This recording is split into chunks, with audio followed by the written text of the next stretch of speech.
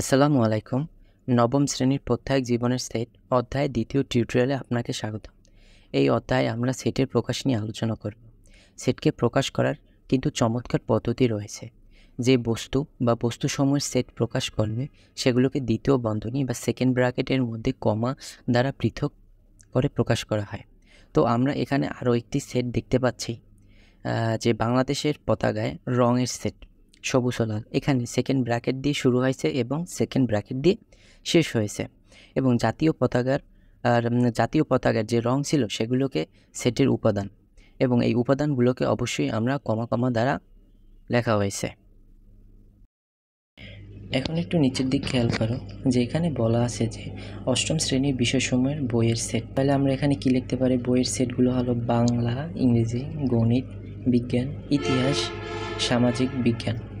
এগুলোকে আমরা অবশ্যই সেকেন্ড ব্র্যাকেট দিয়ে শুরু করব, এবং এর যে ভিতরে যে উপাদানগুলো আছে এই উপাদানগুলোকে আমরা অবশ্যই কমা কমা দ্বারা লিখব। 2 নম্বরে বলেছে তোমার রং পেন্সিলের রঙের সেট।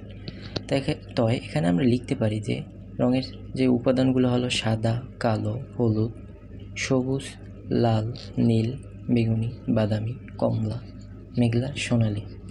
এগুলোকে অবশ্যই আমরা সেকেন্ড ব্র্যাকেট দিয়ে শুরু করব, এবং এর উপাদানগুলোকে অবশ্যই আমরা কমা কমা দ্বারা লিখতে হবে। 3 নম্বরে দেওয়া আছে যে ছবিতে দেওয়া ক্রিকেট খেলার সরঞ্জামের সেট। এটার অ্যান্সারটা আমরা একটু দেখে নিই যে ব্যাট, বল, গ্লোভস, প্যাড, জার্সি,